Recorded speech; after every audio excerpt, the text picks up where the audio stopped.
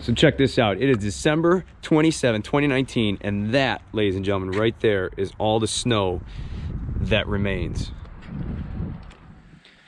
Hey everybody, welcome back to Garage Gear. I'm JB. So we're back at it. Here is part 2 of our snowblower impeller kit install series. And ladies and gentlemen, we're putting this today on a Craftsman 26-inch snowblower. And this is actually an MTD product. I personally don't really like these snowblowers, but an impeller kit on these does a phenomenal improvement to how far it throws and clears out snow. So we're gonna give it a shot today. We're gonna break this down step by step. This is gonna be a little bit of a quicker video. If you're interested in seeing a little bit more in detail or in depth on just how this actually works, you can also watch the other video that I posted a while back on installing an impeller kit on a snowblower, and that snowblower was an Ariens Snowblower, and that actually works very well for my friend, so I hear. So we're gonna get started with this. Stay tuned. So our first step here is going to be taking out the bolts here that hold this chute on. We're going to take this chute right off, and I've actually already gone ahead and done that. So this actually just pops off to the side. We're going to let the cables hang it right there, and then our next step is going to be getting this auger housing, I should say impeller housing tube off. And this is all plastic here. It's 4 bolts. Looks to be about maybe half-inch bolts, so we're going to get those off. As far as safety goes, I have taken off the spark plugs so that way this engine will not start up at any point. So, ladies and gents, let's go over the tools of the trade to get this job done. We're going to need a corded drill because battery operated drills, I will burn through batteries trying to drill through all that steel. So a corded drill is actually going to be a better option for this. We got some safety goggles, tape measure, our rubber pieces. I'm probably going to be able to get 3 impellers out of this guy, and that's probably all I'm going to need. There are 3 impellers on this snowblower. This should be enough. This is about 3/8 of an inch thick. This is pretty thick stuff. I wouldn't go much thicker than that. It's really not necessary. If I can get it out of this, maybe we'll see. A very sharp blade, box cutting blade. This will be the pivotal tool right here, ladies and gentlemen. The sharper this blade is, the easier it is to cut all this rubber. I've done this with a dull blade and it added probably half an hour of time. Sharpie, all our nuts and bolts that we're gonna need, work gloves, and of course, socket set. So that should be all the tools. If we need anything else, I'll let you know. So first big step, this is going to allow us plenty of access to this tube, or the impellers inside this tube. We're going to get this guy off of here. This is going to create a lot of room for us. There's 4 bolts that are size 7/16. We're going to just tear them right off with our impact driver. Boom, they're off. And then the top.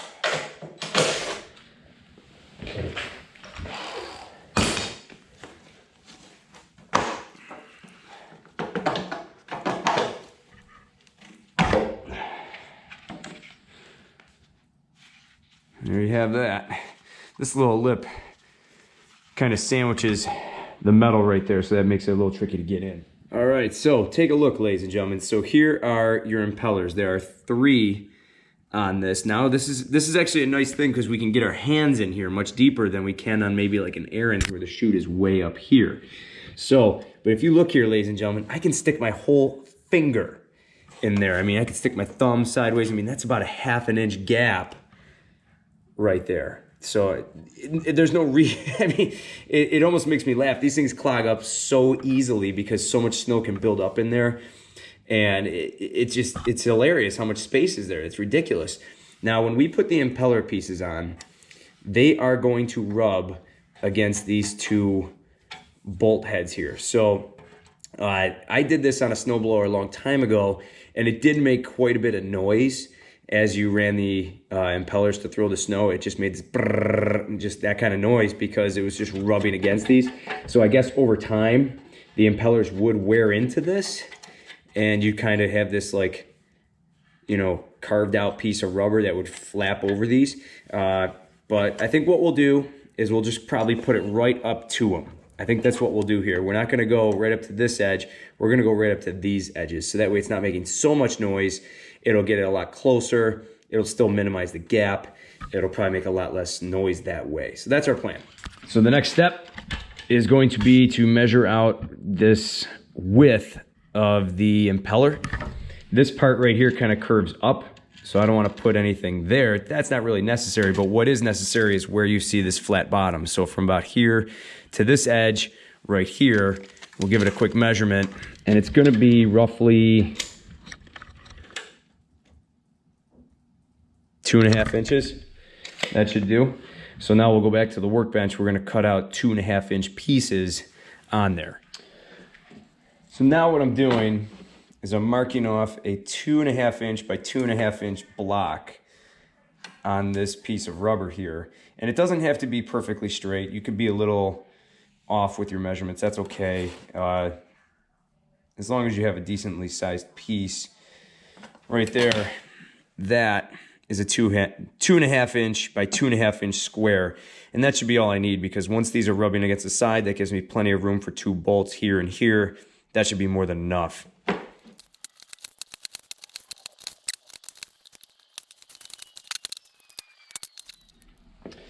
Okay, so now we have all our rubber pieces, all our impellers, all fairly equal in size. Maybe they're off by 1/8 of an inch or something like that, but they're real close.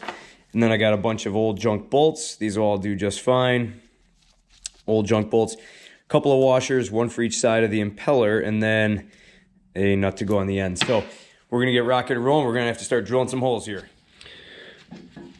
So now here is our impeller, and take a look. We're gonna put it right on the impeller itself, and if you look closely and see these bolt heads, which I mentioned earlier, here and here, kind of stick out a little bit. So we cannot get perfectly right up to the edge. That's the problem with these MTD machines. All right, it's just the way they're designed. But when we put this on here, we're gonna put it right up to them. It will make just a slight noise as it kind of rubs past with each pass, but that'll do.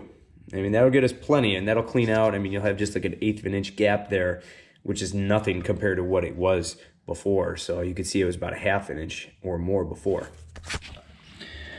So the next question becomes where to drill our holes. So we're gonna take this impeller piece off, we're gonna drill, and for this, I could either go side to side or I could stagger them top and bottom. It doesn't matter. Once I get these on with 2 bolts, these are not going anywhere. So I might do boom, boom, just like that, and then I'll call it a day. Now again, I'm going with the old school corded drill here, and I will need ample power for this, so the corded drill tends to be a little bit better. And this steel here is about 1/8 of an inch thick. It's not super thick. I actually think the old Ariens that I was working on before was thicker.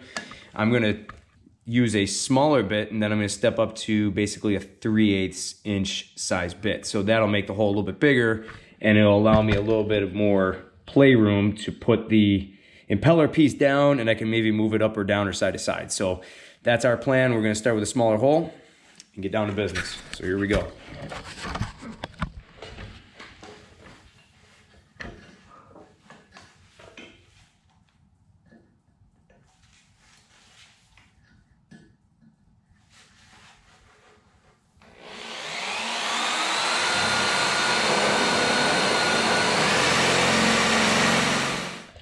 Okay, so we got our 2 pilot holes. I'm now gonna step up to the 3/8 inch drill bit, and we're gonna drill out all the remaining holes. If this wants to come up, there we go. You can see we've got the pilot holes on each one of these impellers. So we're gonna step up now. So a little bit more drilling to go, but this is definitely going a lot quicker because these are a little bit thinner than the last one I worked on.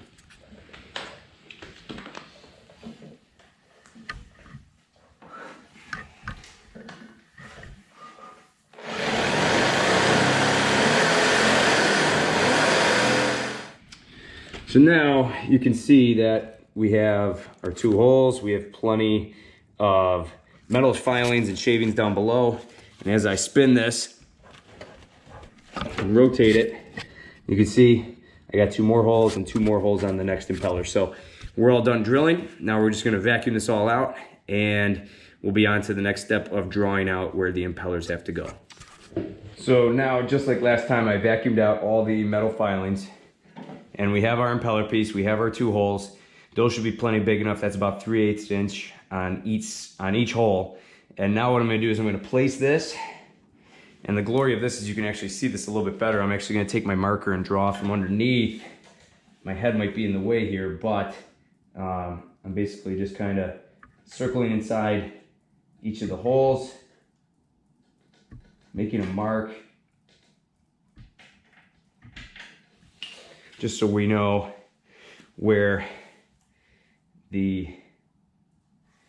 impeller's got to go.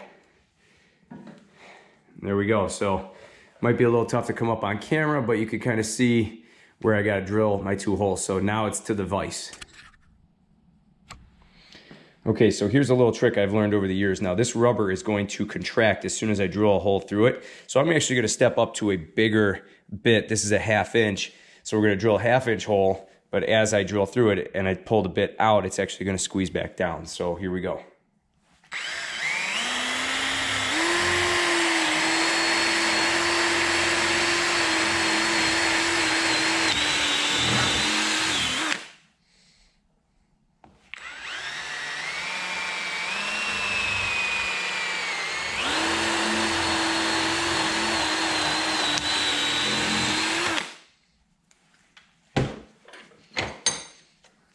All right, that piece is now ready to go.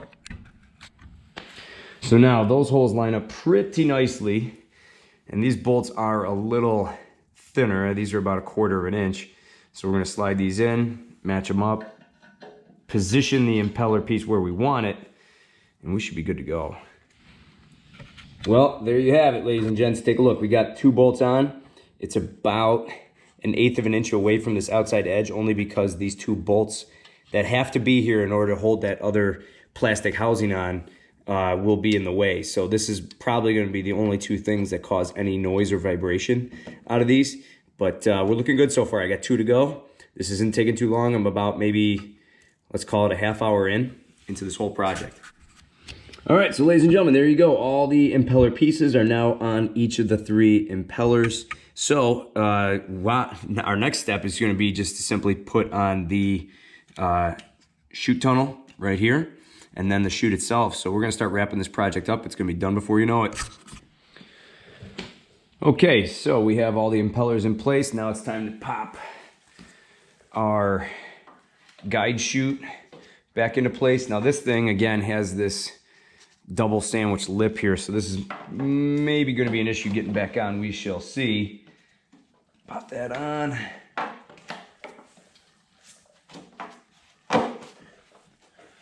Okay, not too shabby there.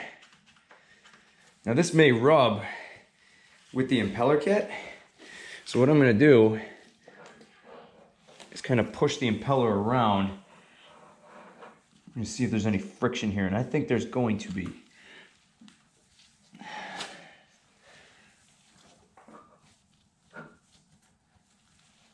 It looks like that's a yes, because the way this chute is designed,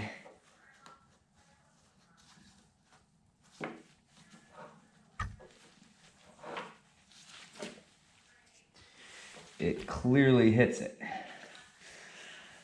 So, great. We can do one of 2 things. We can either grind this down and get rid of this, because this will be bolted on, so it's not going to go anywhere. Or we could move the impellers, which we just spent a ton of time putting in place. Not a ton of time, but a 1/2 hour getting them in there. So my theory is going to be carve this out. Will it wiggle? Maybe, but once it's bolted down, it should be fine. So I think that's going to be our next step. Okay, so because I already set the tolerances on the impeller pieces and put them exactly where I wanted them, so they're about 1/8 inch away from that edge, so they go over those 2 bolts. I really don't want to move them back anymore, because then what's the point of even having the impeller pieces on there in the first place? So what we're going to do is take this chute here, and I kind of already put some little marks as to where I have to carve this down. So my job is going to be now to carve this piece out, get rid of this flap. I think everything should be fine because we have these two tabs here with bolt holes as well as these ones up on the top. So I'm gonna start cutting this out, and I'm gonna use a woodworking kind of hacksaw here to kind of get this all cut out. This has already kind of worked pretty well, and I can kind of shave it down with a little bit more accuracy, just like so. Boom, just like that. I'm gonna keep working at this.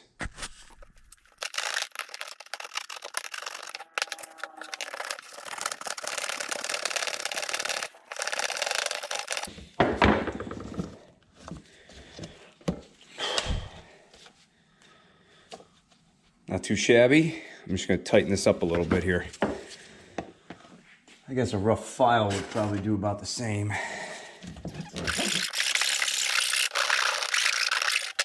There we go. All cleared out. Now for the test. Okay, so now you can see this impeller can actually get underneath this shroud now. So that'll actually work. That'll be good. And it still has the two bolt holes on the top and the bolt holes on the bottom to kind of keep it in place. All right, so now I remounted this chute attachment with the 4 bolts, and this thing does not move. So that little piece, really not necessary. You can carve it right out. Took about a minute or two to cut it off, and boom, you're on your way. All right, so the next step we got is to remount our chute, and what we're gonna do is pop it back on and bolt it back on where it has to go. So just like that, that is the nice thing about these, they kind of do go right into place. Then we have a bolt that goes up top, a little plastic wing nut that goes below,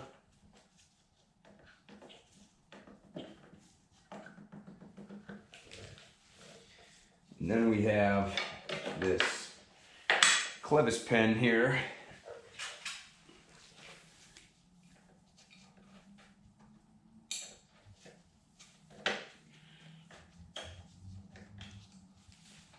And just like that, she's back on.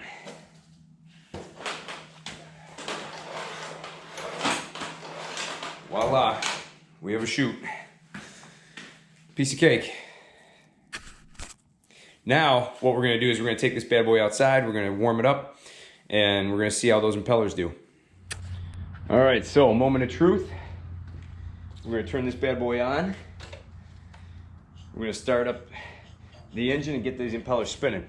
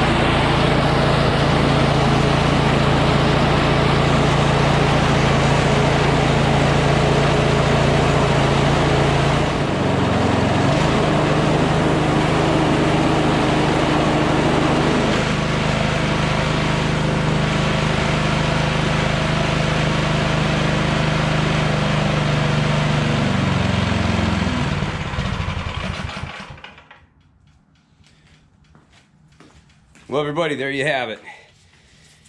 Another impeller kit installed. Too bad I can't test it out right now because I don't have any snow to try it with, and that pile that I showed you earlier is now melted. So it's just one of those things like Santa Claus. You just got to believe in it, I guess. But It does work. It does smell like burnt rubber right now, so that is the impellers breaking in. That'll go away in, you know, probably a couple of uses, probably 1 or 2 more uses, and that'll throw some snow, you know, so that's gonna work well. So ladies and gentlemen, thanks again for watching Garage Gear. I'm JB, and have a nice day, everybody. Maybe I'll have to make this next thing a video, a how-to.